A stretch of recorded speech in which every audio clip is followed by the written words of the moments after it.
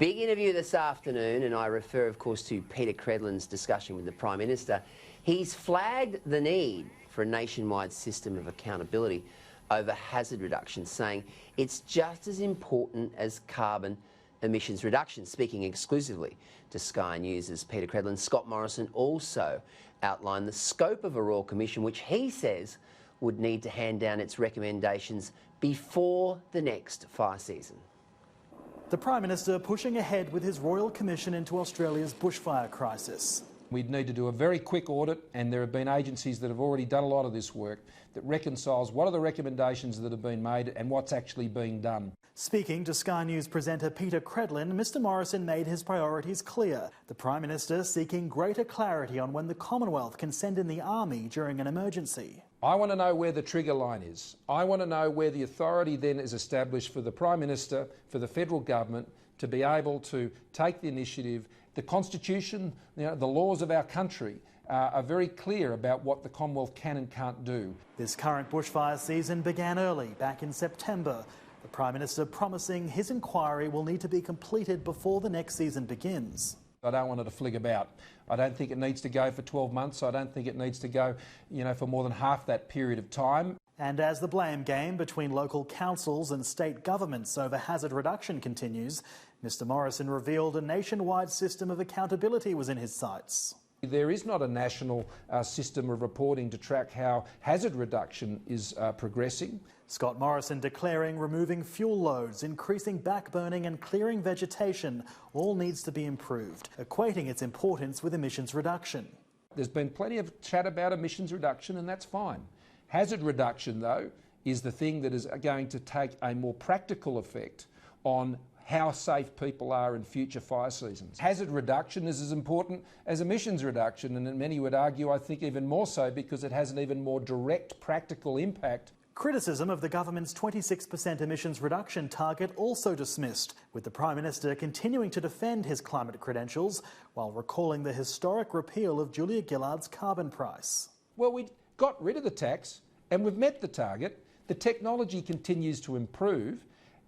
And we got there, and we're going to get there again. So we just calmly get about it and not destroy your economy because of the calls of others who are intent on putting a tax on Australians. Defying calls, even within his own Liberal Party ranks, to extend the size and scope of his emissions target. I was asked yesterday about a 2050 target. I mean, 2050, it's a long way away. But the point is, no one who is committing to that is telling Australians what that will cost them. And this was the same thing in the election campaign. Bill Shorten couldn't tell anybody what you got to tell people what the cost is. But the Prime Minister himself is going to wait until the May budget before revealing the cost of the bushfires to his long-promised and prized 2019-20 surplus. The budget will reconcile what that all means for the surplus at that time of the year, and we'll wait for that time to do that update. David Shiraz, Sky News, Canberra. Well, let's go to the front of the Australian, and of course the headline, PM, cut fire fuel, not just emissions. Scott Morrison has called for a national standard for bushfire hazard reduction burns and declared that tracking measures to cut fuel loads is at least as important as monitoring Australia's carbon emissions. In the wake of the bushfire crisis, the PM criticised the fact there were clear rules and transparency arrangements for reporting on emissions, but not on mitigation measures. We report all the time on what our emissions reductions are, but across the country there is not a national system of reporting to track how hazard reductions are progressing, he told Peter Credlin on Sky News. Big scoop there tonight, Leisa Goddard, for Peter Credlin, the Prime Minister, very much mapping out the fact that this is not a binary argument. This is not about reducing carbon emissions and forgetting about fuel reduction, and it's not about reducing fuel reduction and forgetting about carbon emissions, and that is definitely the policy platform that I think most Australians would agree with. Leisa, it's not something you can look at in a silo, I don't think, and that's what this shows tonight. I know Scott Morrison has copped so much slack, so many attacks over summer over his handling of this bushfire crisis, but we're seeing him now actually make some ground and come out strong, and I think this is a great move in the right direction. And the one thing I liked that was discussed was the possibility of naming and shaming states if they're not doing the right thing when it does come to hazard reduction, because we've heard endless stories from firefighters and rural firefighters who have been out there talking about the fuel load that was there to fan these flames and see those fires spread across the country like we did. So I think it's a great idea. Michael Owen, you're a media strategist.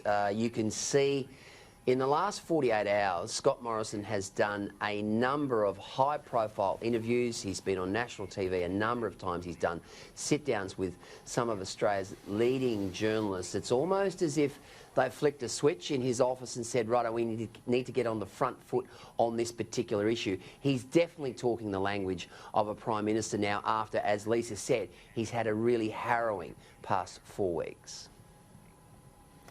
Yeah, and you can see that. This is where Scott Morrison will come into his own, because he's not going to be naive or silly enough to enter into any kind of royal commission without at least some idea of what the result might be. And I think putting it back into the states is very clever, because let's not forget that a lot of the responsibility for operational matters, for fire hazard reduction and that type of thing, lay with the states, not with the Commonwealth. And I think the best thing that Scott Morrison can do is what he's doing right now, is coming in with the facts. And there's a lot of misinformation and hysteria, especially out on that horrible Twitter sphere, and people seeking desperately to make this a political issue, and to make these bushfire crisis a climate crisis rather than a bushfire crisis. So I think some of the language from Scott Morrison is very clever, very good, I think, about talking